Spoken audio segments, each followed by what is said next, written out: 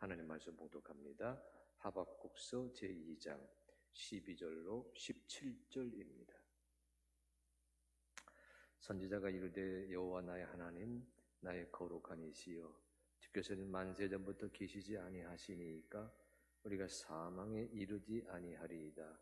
여호와여 주께서 심판하기 위하여 그들을 두셨나이다. 반석이시여 주께서 경계하기 위하여 그들을 세우셨나이다. 주께서는 눈이 정결하심으로 악을 참아 보지 못하시며 패역을 참아 보지 못하시거늘 어찌하여 거짓된 자들을 방관하시며 악인이 자기보다 의로운 사람을 삼키는데도 잠잠하시나이까. 주께서 어찌하여 사람을 바다의 고기 같게 하시며 다스리는 자 없는 벌레 같게 하시나이까. 그가 낚시로 모두 낚으며 그물로 잡으며 투망으로 모으고 그리고는 기뻐하고 즐거워하여 그물에 제사하며 투망 앞에 분향하오니 이는 그것을 힘입어 소득이 풍부하고 먹을 것이 풍성하게 됨이니이다. 그가 그물을 떨고는 계속하여 여러 나라를 무자비하게 멸망시키는 것이 옳으니까. 아멘. 빅터 프랭클이라고 하는 정신과 의사가 계십니다. 심리학자가 계십니다. 영어로는 빅터 프랭클을 하지만 우리 오스트리아 사람이고 사용하는 언어가 독일어입니다. 그래서 그 지역에서 부르는 이름은 빅토르 에밀 프랑클이라는 사람입니다. 한번 보여주실래요? 빅토르 에밀 프랑클. 네, 빅토르 프랑클. 영어로는 빅터 프랭클이라고 부르고 있는데 2차 세계대전 당시 아우슈비츠 죽음의 수용소에 갇혔다가 극적으로 살아남은 생존자 중 한 사람입니다. 그 홀로코스트의 경험을 겪은 다음에 그는 감옥에 들어가 있는 감옥에 사로잡힌 그 순간서부터 내가 겪게 될 이 체험을 세상에 알려야 되겠다 그런 다짐을 갖고 있었는데 그 홀로코스트 생존자가 되고 난 다음 그가 1945년 4월 27일 날 아우슈비츠 수용소에서 석방이 되거든요. 그리고 1946년에 자기 수기를 써내는데 이런 제목으로 써냅니다. 그럼에도 불구하고 삶에 대해서 예라고 말하십시오. 이런 제목이에요. Nevertheless, say yes to life. 그럼에도 불구하고 생명에 대해서, 살아감에 대해서 예라고 대답하십시오. 그런 책을 썼는데 자기 수기입니다. 몇 년 지나다가 1959년에는 그 책을 다시 출판했어요. 그때 출판할 때에는 책의 제목을 의미를 찾는 인간, Man's Search for Meaning, 의미를 찾는 인간 이런 제목을 붙였고 그 책이 우리나라에서는 죽음의 수용소에서라는 제목으로 번역이 되었습니다. 아마 이 죽음의 수용소에서라는 책은 읽어보신 분이 많으실 겁니다. 저도 대학 들어갔을 때 맨 처음 읽었던 책 중에 하나가 죽음의 수용소, 빅터 프랭클의 이야기였거든요. 여러분 오늘 말씀을 시작하면서 영상 자료 하나를 준비했습니다. 프랭클의 그 죽음의 수용소라고 하는 그 책의 내용을 짧은 다큐멘터리로 엮어보았습니다. 한번 보시겠어요?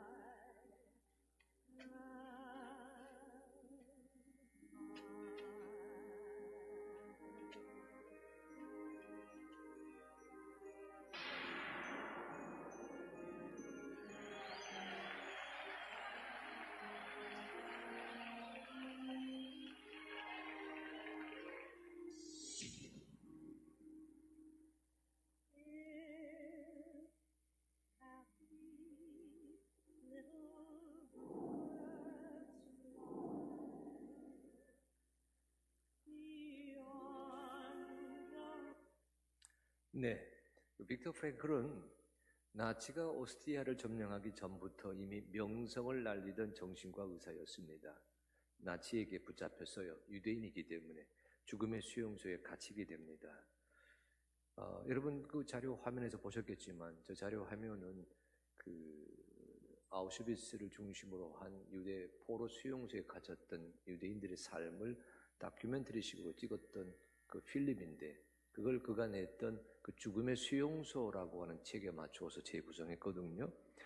그 수용소에 도착한 첫날 짐짝처럼 기차에 실려서 수용소에 도착한 첫날 수용소에 당도한 유대인들 90%는 다 독가스실에 한 줌의 죄로 사라져버렸습니다. 소지품 검사하고 직업 검사하고 의뢰 여러분 수용소에 들어서게 되는 자를 조사하는 절차를 거친 다음에 저들은 90%에 해당되는 유대인들을 발가벗겨서 목욕탕으로 보냈어요. 긴 여행 끝에 목욕을 시켜준다고 하니까 안심해서 들어갔겠지요. 목욕탕이 아니라 독가스실이었고 가스를 마시고 쓰러지게 된 그 유대인들을 독가스실 바로 옆에 있는 화장터에서 그냥 한 줌의 죄로 소각하던 현장이 역사적으로 말하면 아우슈비츠 수용소고 그 수용소에 갇혔다가 살아남은 빅터 프랭클 용어로 말하면 죽음의 수용소이었습니다. 제가 폴란드의 그 아우슈비츠를 갔다 온 적이 있거든요. 여기저기 쭉 살펴보다가 그 독가스실에 들어갔던 순간 머리끝부터 발끝까지 아주 엄습했던 공포심을 지금도 잊지를 못합니다. 그 가스를 마시면서 뜨거운 물이 아니라 독가스가 나오는 현장에서 마지막 살아보겠다고 그 손톱으로 벽을 갈퀴고 있는 그 벽에 쓰여 있는 벽에 남아있는 손톱 자국이 얼마나 끔찍한지 몰라요. 들어서는 순간 오싹했습니다. 빅터 프랭클은 살아남은 10% 안에 들었어요. 그때부터 프랭클은 어떻게 해서라도 난 살아남아야 되겠다. 1945년 4월 27일 미군이 나치를 무찌르면서 포로 수용소에 갇혔던 모든 유대인들이 석방 해방되거든요. 그때 빅터 프랭클도 해방이 되지만 그때는 이미 프랭클의 가족을 포함한 600만 명의 유대인들이 다 죽음의 죄로 사라져버리고 난 다음이었습니다. 살아남은 다음에 그가 수기를 썼을 때 제일 먼저 그가 물었던 질문이에요. 그럼에도 불구하고 살아남은 자가 있고 자신을 포함해서 그러하기에 죽어간 자가 있었다라는 지난 과거를 되짚어 보는 겁니다. 지옥 같은 현장, 희망은 한 올도 찾아볼 수 없는 그 현장, 날마다 아침마다 점호합니다. 말이 점호지 살아남을 자와 죽어가야 될 자를 결정하는 그 자리에서 조금이라도 더 살아보겠다고 앙상하게 남은 갈비뼈를 고추 세운 채 나는 아직 노동할 힘이 있습니다. 살아있는 자의 대열에 들어서기 원했던 그 유대인 프랭클도 그 중에 한 사람입니다. 그럼에도 불구하고 살아남은 자가 있었지만 그러나 대부분의 유대인들은 그러하기에 죽어갔거든요. 그래 물어보는 겁니다. 그럼에도 불구하고 살아남은 자, 지옥의 수용소이기에 죽어간 자의 차이가 어디 있을까? 그가 그 대답을 이렇게 정리했어요.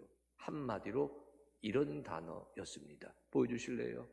로고테라피. 대학 수업을 하시는 분들, 교양 과정에서 반드시 하게 될 과목 중에 하나가 빅터 프랭클의 로고테라피인 줄로 알고 있습니다.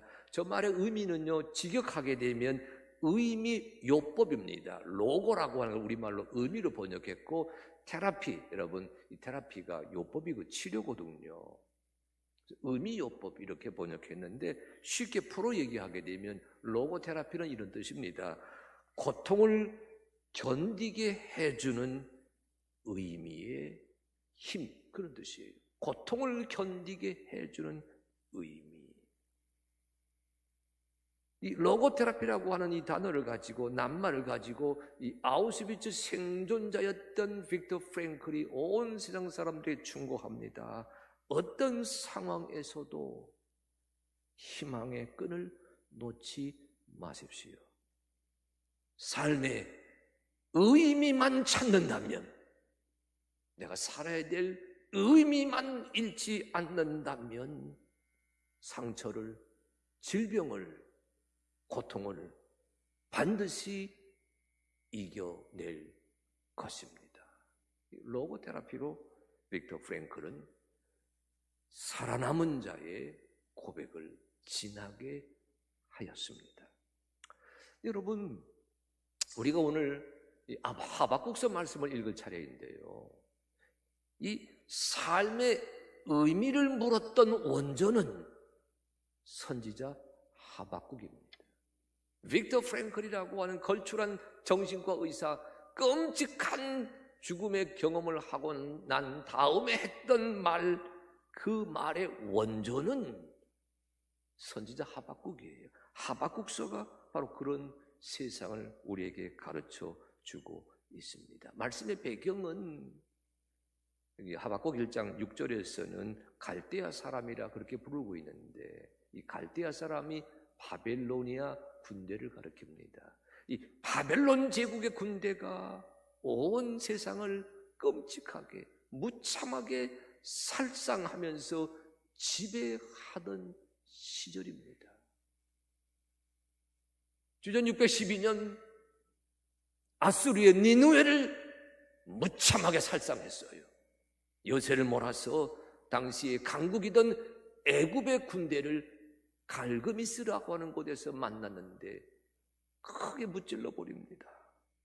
그 힘을 몰아서 예루살렘으로 침공하거든요.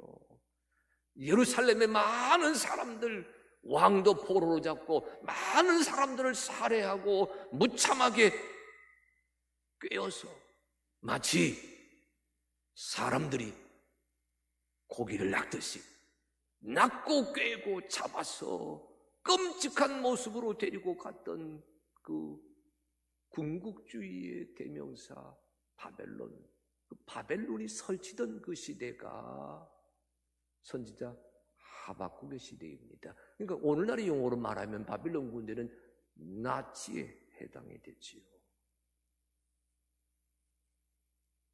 은유적으로 말한다면 이 하박국의 시대는 낮이기보다는 밤에 해당이 됩니다. 어두워서 밤이 아니라 계기일식처럼 하나님이 세상사에 가려서 세상에 힘 있는 자, 세상에 권세 있는 자, 세상을 무력으로 다스리는 자, 무참하게 살상하는 자, 그들의 폭력에 가려서 하나님이 보이지 않던 시대, 그 깜깜한 시대를 살았던 자가 하박국입니다. 그런데 여러분, 오늘 본문이 고마운 것은요, 깜깜한 시대를 살았지만은 오늘 하박국 1장 12절 말씀, 오늘 본문의 첫 번째 대목인데, 이 말씀을 보게 되면 그 깜깜한 시대, 그 현장, 그 복판에서 맨 먼저 그가 토로하는 말씀이 뭐냐? 신앙 고백입니다. 하박국 1장 12절 한번 읽어보실까요? 선지자가 이르되 여호와 나의 하나님, 나의 거룩한 이시여. 잘 보세요. 하나님을 뭐라고 고백해요? 나의 하나님, 나의 거룩한 이시여. 주께서는 만세전부터 계시지 아니하시나이까 우리가 사망에 이르지 아니하리이다. 여호와여, 주께서 심판하기 위하여 그들을 두셨나이다. 반석이시여, 주께서 경계하기 위하여 그들을 세우셨나이다. 아멘. 하박국 1장 12절은 신앙 고백입니다. 우리가 사도신경을 고백하듯이 하나님에 대해서 믿음의 고백을 쭉 해설합니다. 하나님을 뭐라고 고백하지요? 하나님을 나의 하나님이라고 고백합니다.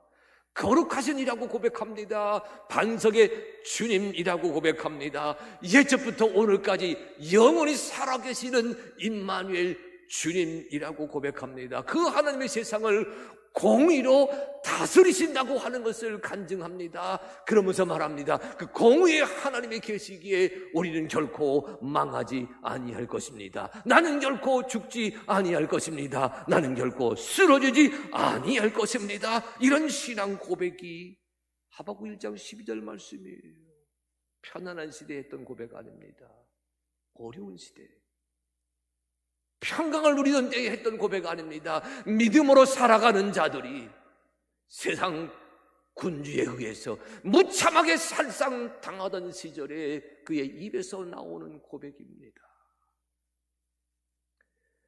하박국이란 그 말, 그 이름이 하박국인데 그 이름씨가 뭘 뜻하는지 정확하게 설명하기는 어려워요. 두 가지 해설이 가능한데, 하나는 하박국이라고 하는 이 말을 비둘기, 새 종류의 이름으로 풀이하는 사람도 있고, 다른 하나는 제가 지금 드리는 설명입니다만, 이 하박국이라고 하는 이 단어를 하바크라는 말에서 왔다고 읽는 설명이 있어요. 보여주실래요?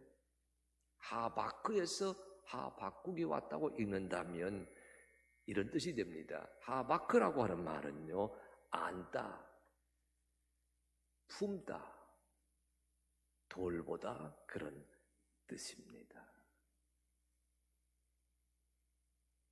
힘들고 어려운 시대를 살아가는 그 현장 한복판에서 자기 믿음을 잃지 아니합니다. 하나님을 향해서 거룩하신 주님, 임마누엘의 하나님, 반석이신 공의의 주님이라고 고백합니다. 그 믿음을 거추 세우고 있으면서도 이 하박국이란 이름씨처럼 힘들고 어려운 시대에 낙심하며 쓰러져간 동료들을 찾아가서 품어주고 안아주고 돌보아주는 사명을 감당했다. 그가 선지자 하박국이다라고 하는 기억이 하박국이란 이름씨 속에 간직되어 있습니다.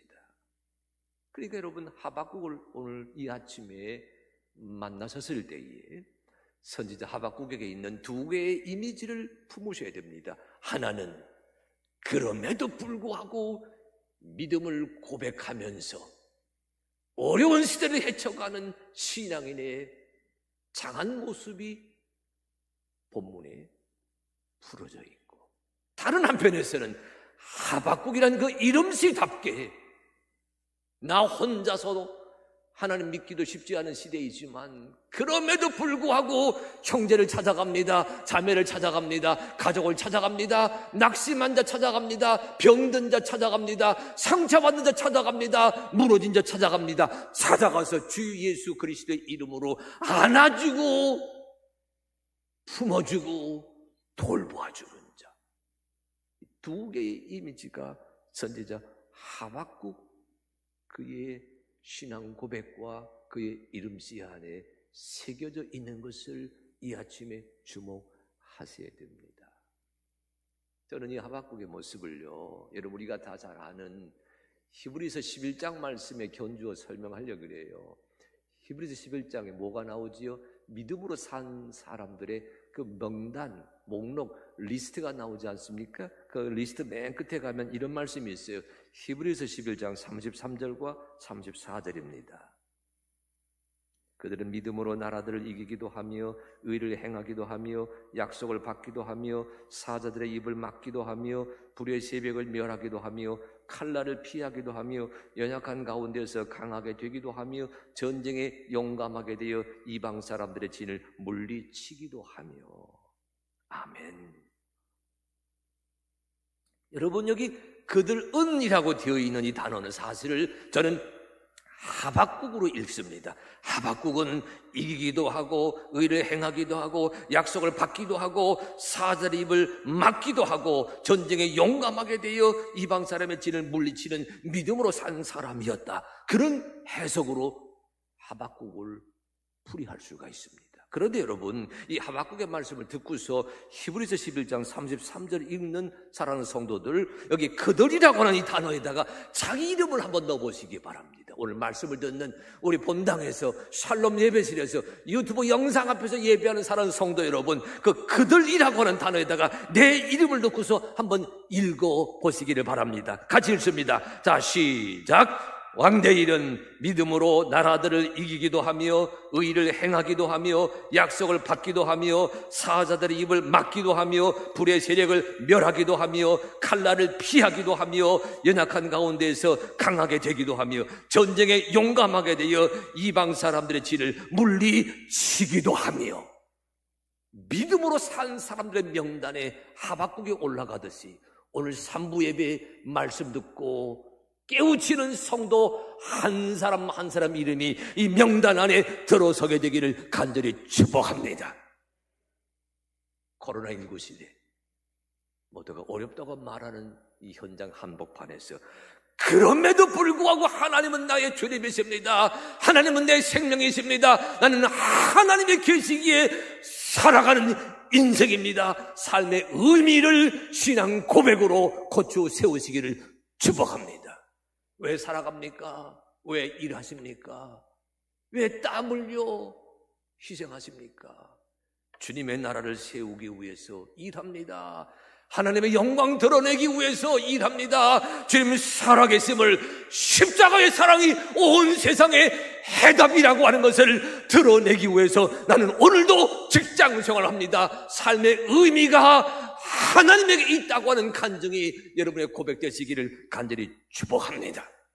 그 고백이 있기에 주여, 낙심한 자, 모자란 자, 부족한 자, 떠난 자를 찾아 나서는 하박국처럼 돌보는 사람이 되겠습니다. 나가라고 버려두지 아니하고, 너 할 일 네가 하라고 놔두지 아니하고, 예수님의 마음으로, 하나님의 심정으로, 성령님의 정서로 찾아가서 안아주겠습니다. 보듬어주겠습니다. 보살피겠습니다. 그래서 하나님의 가족으로 하나 되어 주님께 영광 세우겠습니다. 112로 하나님의 가족 찾기에 주인공으로 쓰임받겠습니다. 그 간증과 그 고백이 오늘 하박국의 말씀을 읽으시는 사랑하는 성도 여러분 한 분 한 분이 누리시는 오늘의 만나가 되실 줄로 믿습니다. 오늘 본문의 12절은 신앙 고백이지만 13절로 17절은요, 하박국이 하나님께 드리는 질문으로 되어 있습니다. 여러분, 이것이 굉장히 소중해요. 성경의 예언자들, 선지자들은 다 세상 사람들을 향해서 세상 사람들에게 말씀을 전했습니다. 유독 하박국만은 하나님과만 대화합니다. 그게 하박국서예요. 유독 하박국서만은 하나님께 질문하고 하나님 주시는 대답을 들은 다음 기뻐 뛰는 하나님의 사람으로 되어 있거든요.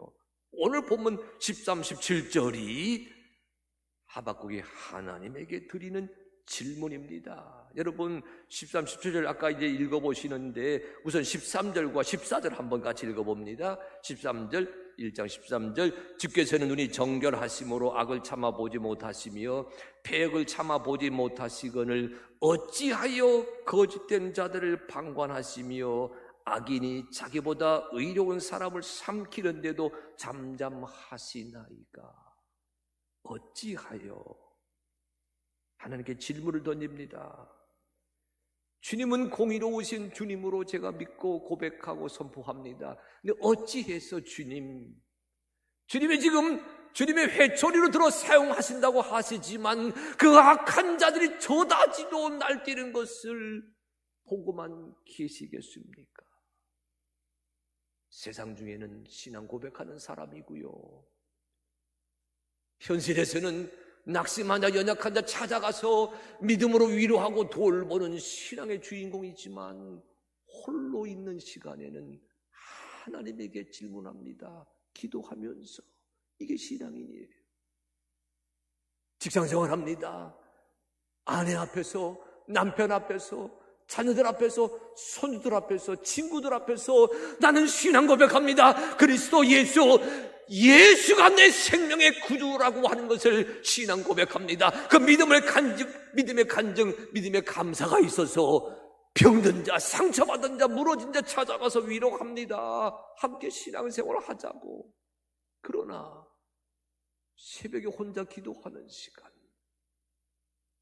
그러나 우리가 예배당 마당을 밟기 위해 찾아가는 릴레이 기도하기 위해 중보 기도실에 들어서는 그 혼자 있는 시간, 하나님에게 우리는 질문해야 됩니다. 언제까지입니까 주님? 언제까지입니까 주여? 어찌하여 내가 겪는 이 아픔이 길어지고 있습니까? 더군다나 하박국 1절 14절 말씀 보게 되면 하박국은 이런 고민이 있었어요. 주께서 어찌하여 사람을 바다에 고기 같게 하시며, 제가 간단히 지나갔지만 바빌론 군대를 그 시대에 나치라 그러지 않았어요. 참 잔인했습니다. 그 앞서 있었던 아수르 제국 군대보다 더 잔인했어요. 너무너무 끔찍했어요. 본문이 뭐라 비유했어요? 사람을 바다에 고기 같게 하시며, 이 악한 자들, 이 못난 자들, 이 못쓸 자들이 믿음으로 살고 선하게 살고 살아가는 그 백성들을 낚시질 하듯이 낚아서 괴롭히고 있다고 하는 지적이거든요. 그런데 여러분, 하박국서가 감사한 것은요, 질문만 있지 않습니다. 1장과 2장은 하나님께 막 질문하는 얘기인데, 여러분 2장에 들어서게 되면 하나님이 그 하박국이 던지는 질문에 대답을 하세요. 그 대답이 하박국서 2장 4절입니다. 이런 말씀으로 대답하세요. 보라, 그의 마음은 교만하며 그 속에 정직하지 못하나. 그 다음 구절이 중요합니다. 의인은 그의 믿음으로 말미암아 살리라. 우리 한번 따라 하십시다. 의인은 그의 믿음으로 말미암아 살리라.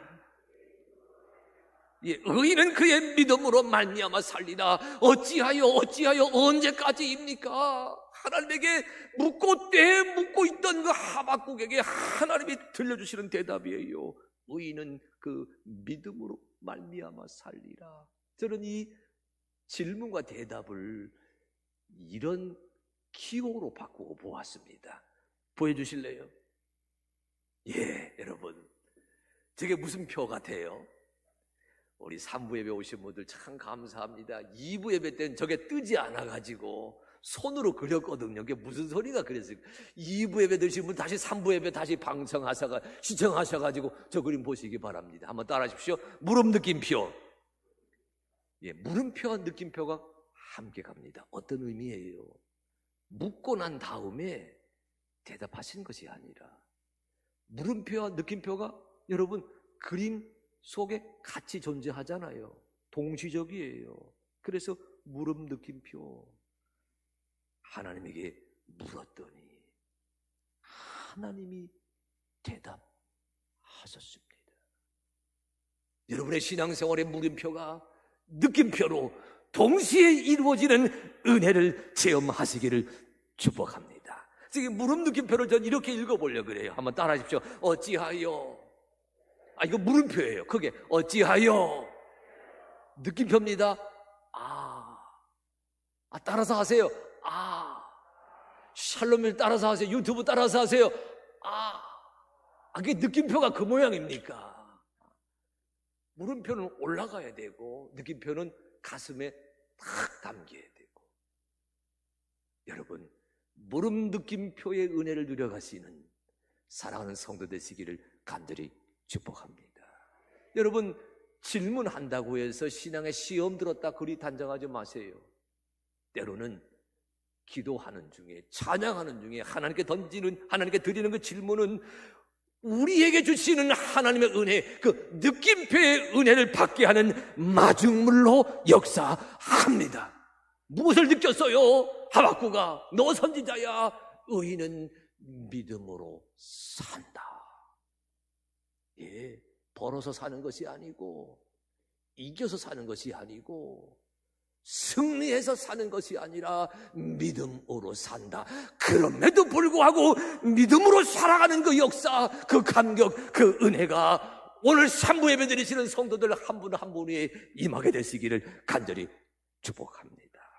근데 여러분 오늘 성경 말씀 보게 되면요, 물음표의 대상을 하박국은 이렇게 얘기합니다. 하박국 1장 아까 14절 읽으셨는데 이번 15절 한번 읽어봅니다. 15절. 악한 그가, 그가 앞에 악한 그가 낚시로 모두 낚으며 그물로 잡으며 투망으로 모으고 그리고는 기뻐하고 즐거워하며. 보십시오. 14절에서는 낚시질에 대한 얘기만 했는데 15절 들어서니까 뭐라 그래요?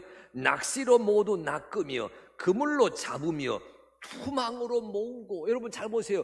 낚시질, 그물질, 투망질. 괴팍한 자, 고약한 자, 사악한 자의 짓거리가 점점점 더 흉악해집니다. 하나씩 붙잡는 것도 모자라서 그물로 붙들더니 이제는 아예 씨가 마르게 할 작정이에요. 투망을 던져가지고 믿음의 사람들, 선한 사람들 꼼짝달싹 못하게 만들었는데 1장 15절 하박국서 보게 되면요, 그 그물질을 얼마나 그들이 능숙하게 했던지 그물질을 너무나 자랑합니다. 어떻게 자랑하고 있어요? 하박국 1장 16절입니다. 그물에 제사하며 투망 앞에 분향하오니. 그물질이 얼마나 잘했는지, 그물 앞에 제사하는 자, 그물을 우상 섬기는 자 되었다, 그런 얘기예요. 1장 17절은 그 짓을 얼마나 한다고요? 하박국 1장 17절, 그가 그물을 떨고는 계속하여 이 여러 나라를 무자비하게 멸망시키는 것이 오르니까. 하박국의 물음표는요, 그물질하는 악한 자들이에요. 여러분 세상에는 참 악한 자들 많이 있습니다. 악한 세력이 많이 있습니다. 하박국의 믿음으로 살아가면서 믿음으로 돌본다고 하지만 그 하나님 앞에 서 있는 그 자리에서는 세속의 그물질 탓에 하나님의 나라가 망가지고 있습니다. 기도하고 탄원하고 청원하거든요. 그때 그의 귀에 하나님의 대답, 느낌표가 무엇이라고요? 하박국 2장 4절 다시 들어보십니다. 보라, 그의 마음은 교만하여 그곳에서 정직하지 못하나 의인은 그 믿음으로 말미암아 살리라. 한번 따라하시면 다시 한번, 의인은 그 믿음으로 말미암아 살리라. 아멘. 그 의인을 이렇게 바꿔봅니다. 우리는 믿음으로 말미암아 살리라. 다시 합니다. 나는 믿음으로 말미암아 살리라. 그런데 여러분 처음엔 여러분요, 이 하박국의 질문에 대한 하나님의 대답을 물음 느낌표로 제가 정리했잖아요. 근데 이걸 이번에는 빅터 프랭클, 그가 쓴 책을 가지고 해석해 보려고 그래요. 사실 우리말 제목은 죽음의 수용소 이렇게 번역했지만, 그러나 그가 썼던 이 숙에 처음 붙였던 제목이 저는 훨씬 충격적이에요. 그가 뭐라 말했어요? Say yes to life. 생명에 대해서, 삶에 대해서 예라고 말하십시오. 그런 제목이거든요. 아무리 힘들어도, 아무리 가난해도, 아무리 지쳐있어도 살아있음에 예라고 말하는 주의 백성들이 되셔야 된다는 지적입니다. 내 생명을 살아있게 하신 하나님의 은혜를, 나로 하여금 생명의 고동이 이어지게 하시는 그 하나님의 섭리 앞에 예라고 응답하는 자에게는 삶의 의미가 만들어지는 줄로 믿습니다. 그런데 여러분, 그냥 단순히 삶에 대해서 예라고 말하십시오가 아니고요. 그 제목에 보게 되면 영어 부사가 하나 붙어 있어요. 그 부사가 뭐냐면 nevertheless say yes to life. nevertheless입니다. 한번 따라 하십시오. 그럼에도 불구하고, 다시 그럼에도 불구하고, 그렇기는 하지만 경제적으로 어렵습니다. 사회적으로 혼란스럽습니다. 동서남북 들여다봐도 어지럽습니다. 그럼에도 불구하고 하나님의 계심을 긍정하고 하나님의 나로 살게 하심을 감사하고 내 생명을 통해서 하나님이 믿음을 고백하게 하고 천한 자, 약한 자, 모자란 자 부둥켜 안게 하는 그 사명이 있음을 긍정하는 자 되어 살겠다고 하고 말씀하시는 주의 가르침이 의인은 그의 믿음으로 말미암아 살리라. 이 말씀 속에 새겨져 있습니다. 그럼에도 불구하고 상처 받았음에도 불구하고 투병 중에도 불구하고 우리 투병 중에 있는 많은 교우들 기억하세요. 투병 중에 있는 현장 거기에도 불구하고 한 번, 두 번, 세 번 그 사이클 지나면 완쾌되었다 말씀 듣는 줄 알았더니 5번, 6번, 7번, 8번, 10번 사이클로 이어지는 그 아픔 소리를 듣고 있음에도 불구하고 약을 먹었으면 다 완쾌되었다 느낄 줄 알았더니 그 약의 부작용이 생겨서 두려워할 수밖에 없는 현실임에도 불구하고 나이 들다 보니 걸어가다가 삐끗했어요. 잘 걷지 못하게 됨에도 불구하고 나이 들어 걷다 보니 높은 곳에서 낮은 곳 내려가다가 잘못 디뎌서 넘어졌어요. 척추가 힘들어졌음에도 불구하고 경제적으로 힘듭니다. 그럼에도 불구하고 하나님의 나로 하여금 이 자리를 지키게 하신다. 내 생명을 주셨다. 이 생명 무슨 생명? 나는 하나님의 영광 위에 살아갑니다. 삶의 의미를 찾게 하는 생명. 무슨 생명? 연약한 자, 힘든 자, 그래도 찾아가서 예수의 사랑으로 위로하라고 하는 그 생명. 그 생명에 대해서 예스! 예라고 긍정하는 감격이 의인은 믿음으로 말미암아 살리라. 이 고백과 함께 주어지는 이 귀한 아침 되시기를 성부, 성자, 성령 주님의 이름으로 축복합니다. 역사가 일어나게 될 줄로 믿습니다. 긍정하십시오. 예라고 말씀하세요. 하나님의 여러분을 세우셔서 하박국에게 주셨던 놀라운 감격을 다시금 체험하게 이루어 주실 줄로 믿습니다. 저는 이 하박국이 던지는 질문에 대해서 하나님이 주신 대답, 처음에는 물음 느낌표로 해석했잖아요. 두 번째는 그럼에도 불구하고 예스라고 대답하자 해석했잖아요. 세 번째는 좀 어렵게 해석하려 그럽니다. 여러분, 제가 전하는 말씀을 듣고서 어렵다고 말하는 분이 간혹 계세요. 그런데 그건 어려운 게 아니고 제가 여러분을 많이 가르쳐 드리려고 하는 교수의 마음이라고 이해하시기 바랍니다. 말씀을 해석하다 보게 되면 제가 학자인 것을 감출 수가 없거든요. 근데 이게 하박국이 세상의 그물질 보다가 탄식했잖아요. 세상에 그물질 하는 사람들, 낚시질, 그물질, 토망질 하다가 선한 자, 착한 자, 믿음 안에 사는 자 다 씨가 마르겠네 투정했잖아요. 그 투정에 대한 대답을 도덕경 73장에서 제가 찾아보았어요. 성경 말씀과 같은 뜻이 거기에 있어요. 이런 단어입니다. 한번 보실래요? 한번 따라 읽으십시다. 천망회의 소위불실. 어려운 말씀들을 죄송하긴 한데 하나 배우십시다. 하늘천 그물망 넓을 회 천망회회. 하늘의 그물은 넓다. 여기 회해가 두 번 강조되고 있잖아요. 두 번 쓰여 있잖아요. 그러니까 하늘의 그물은 넓고 또 넓다. 광대하다. 여러분, 온 하늘을 덮고 있으니 이 그물이 얼마나 넓겠어요.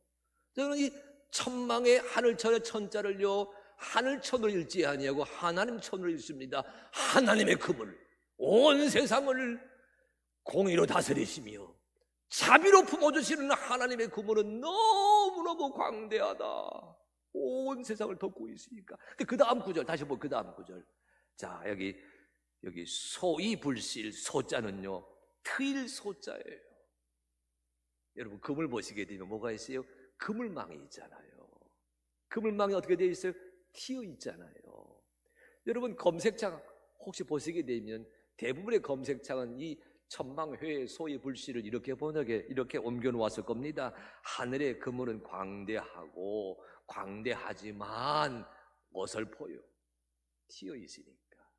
근데 저는 그렇게 번역하지 아니하고 여기 천망회의 소위 불씨의 소자는 성글다, 저는 그렇게 해석하려고요. 성글다. 여러분, 이 성글다가 무슨 뜻이지요? 여러분, 지난주 제가 로뎀나무 아래에서 설명하면서 여기 여러분 이 정지용의 향수 설명하지 않았어요? 하늘에는 성근별, 알 수도 없는 모래성으로 발을 옮기고 그 성근별 무슨 뜻이라 그랬지요? 드문드문 떠 있는 별. 오늘 여기 오신 분들은 로뎀나무 아래 두 번째 아무도 안 들어가 보셨어. 대답을 아무도 못하네. 성근별 드문드문 떠 있다.